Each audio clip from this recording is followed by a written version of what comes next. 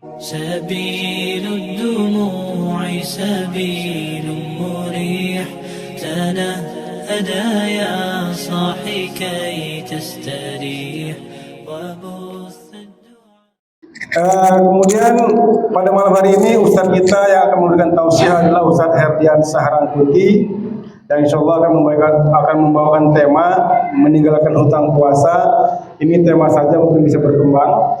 Kemudian maaf Ustadz, mohon izin karena tausiahnya akan kami rekam.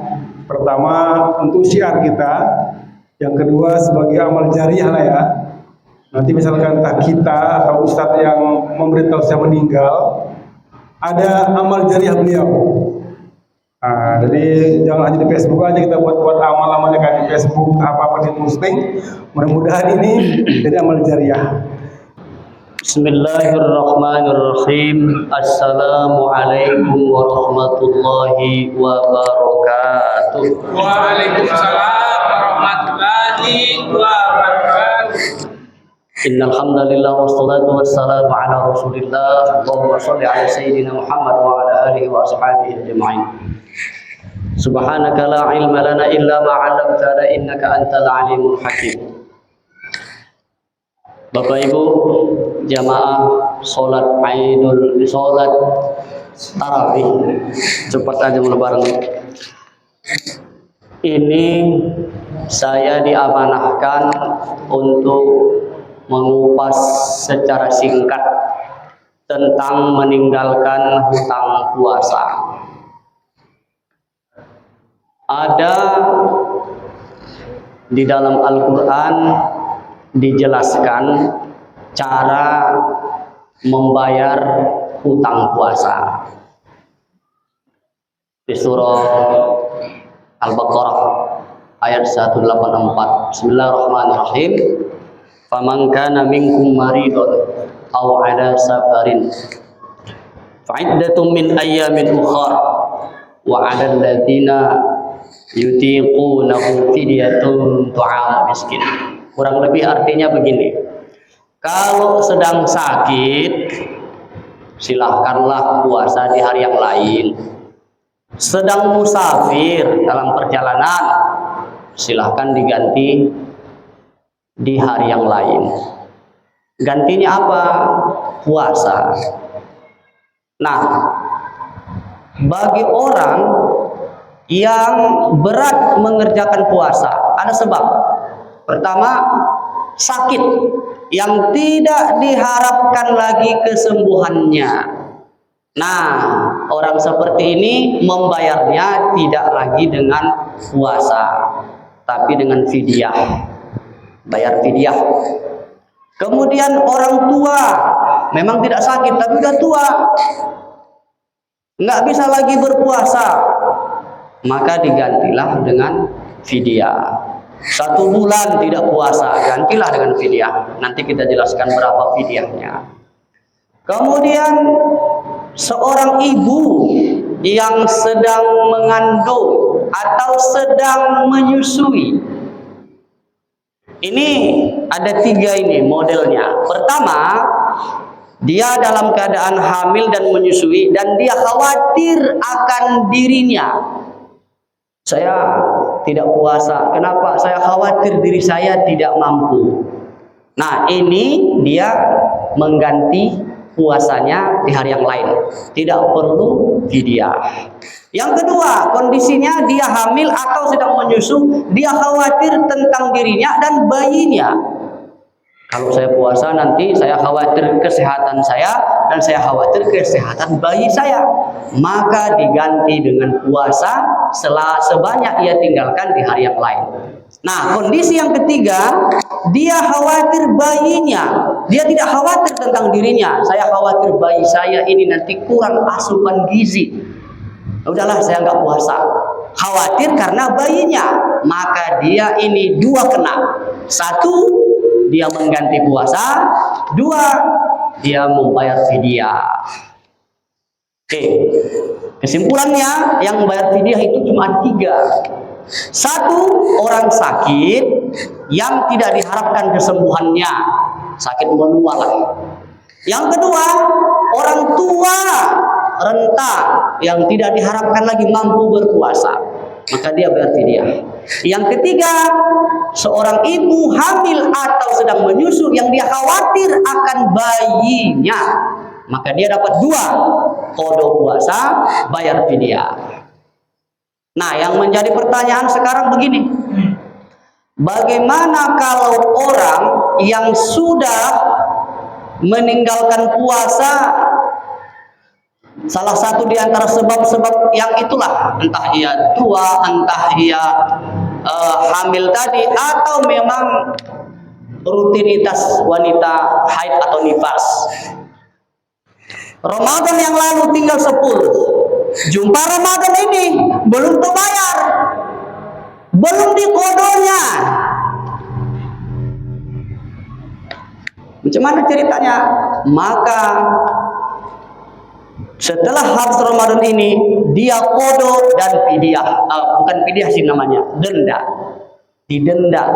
Denda ukuran seukuran fidyah. Nah, sekarang kita fidyah. Berapa ukuran fidyah itu? Menurut mazhab Syafi'i, fidyah ini harus bahan pokok, makanan pokok yang diserahkan sebanyak 675 gram atau 6,75 ons. 3 tahun yang lalu, fatwa MUI Sumut menetapkan 7 ons beras untuk makanan pokok diberikan kepada fakir miskin.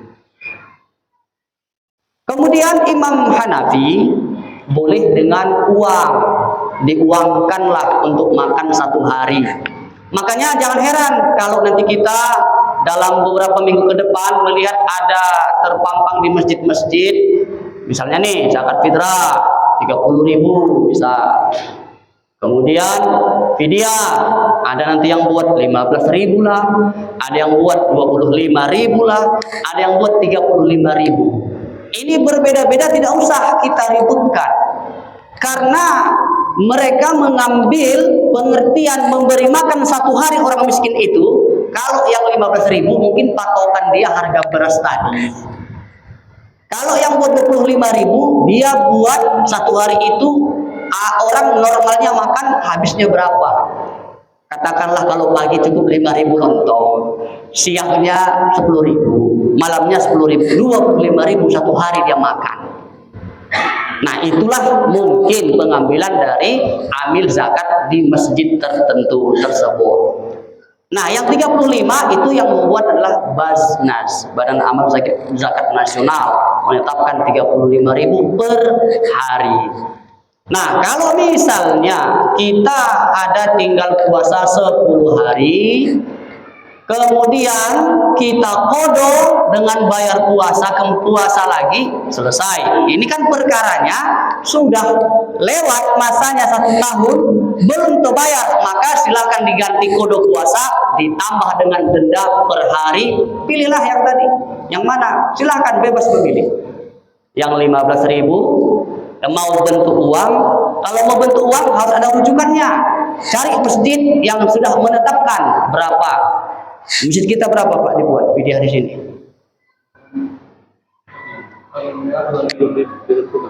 Belum ditentukan, masih pembicaraan ya. Nah, kalau kami kemarin ya, ini pun belum dibicarakan di Betul Jalil 25.000 per hari. Jadi itulah dia. Nah, timbul pertanyaan lagi.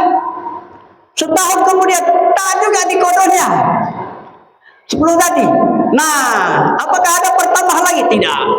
Sampai kapanpun tak ada tambahan lagi. Tinggal selesaikanlah kodo puasanya, bayarlah fidyahnya, titik. Nggak berat-berat kali. Dicicil saja lah ya Pak ya. Yang penting janganlah kita biarkan puasa itu tertinggal. Karena nggak main-main ya. Dalam sebuah hadis diriwayatkan Abu Hurairah ini, saya yakin sudah disampaikan beberapa ustadz di sini, bahwa kata Nabi, "Man aftaru yawman min Ramadan fi ghairi rukhsatin rakhasahallahu azza wa jalla lahu lam yaqdi anhu wa in shamat dahru kullahu."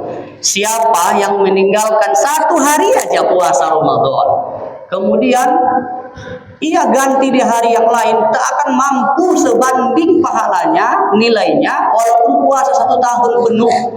Nah, luar biasa pahala Ramadan ini, tak tergantikan. Nah, bagaimana kalau orang yang tidak mau tahu? Ya sudahlah, tinggallah, tidak peduli. Nah, ini ngeri juga bahayanya Pak. Dari hadis riwayat An-Nasa'i, an Abi Umamah qala sami'tu Rasulullah sallallahu alaihi wasallam bainana ana naimun iz atani rajulan ila akhir hadis. Agak panjang hadisnya, kita langsung artinya. Dari Abu Umamah, ya, beliau berkata, Nabi bersabda. Apa sabda Nabi? Pada saat aku tidur, kata Nabi, aku bermimpi didatangi dua orang malaikat membawa pundakku. Kemudian mereka membawaku. Saat itu aku mendapati suatu kaum yang bergantungan tubuhnya dari mulutnya yang pecah keluar darah. Aku bertanya siapa mereka? Ia menjawab, mereka adalah orang-orang yang berbuka puasa sebelum diperbolehkan waktunya berbuka. Intinya dia nggak puasa itu kan. Sahur ikut, besoknya tak puasa. Cuma walaupun demikian, kita boleh tidak puasa dengan catatan musafir, sakit yang dianjurkan dokter tak boleh puasa. Ibu hamil, ibu menyusui, haid, nifas. Saya yakin bapak-bapak tidak ada yang haid. Jadi tetaplah kita puasa, berusaha. Namun beberapa keterangan ada juga. Ini namanya ijtihad para ulama ya. Ada beberapa ulama memberikan pendapat, misal nih seorang atlet nasional atau internasional pemain bola, nah diberikan keringanan tidak berpuasa karena sangat capek dalam mengikuti pertandingan. Nah itu ijtihad ulama. Ada lagi orang yang pekerjaannya sangat berat, misalnya menggali, entah itu parit sekian ratus meter, entah itu buat safety tank, kan berat juga ya. Nah itu juga ada keringanan. Tapi kalau bisa janganlah di bulan puasa ini berat-berat kali pekerjaan kita, supaya kita tetap bisa menunaikan puasa yang penuh keberkahan ini. Jadi Bapak Ibu rahimakumullah, saya berharap dan kita semualah jangan mengabaikan hutang puasa, bayarlah karena tidak ribet kali. Satu hari fidyah itu 25.000 bagi yang mau memberikan uang, karena dalil kita dari mazhab Hanafi, kalau mau makan pokok dibulatkan 7 ons. Kalau misalnya 10 hari tinggal 7 ons lah kali 10, kurang lebih berapa ya, 7 kilo ya beras. Nah itulah serahkan kepada fakir miskin. Tapi lebih afdolnya makanan yang biasa dimakan di tempat itu, karena itu patokan daripada ulama kita. Kalau di Arab misalnya entah itu kurma, entah itu gandum, nah tempat kita beras, maka seharga beras. Kurang lebih Bapak Ibu itulah mungkin yang bisa menambah wawasan pengetahuan agama kita tentang membayar hutang puasa. Dan insya Allah bagi kita yang masih ragu berapa hutang puasanya, dikira-kirakan saja baru dibayar. Demikian, assalamualaikum warahmatullahi wabarakatuh. Waalaikumsalam.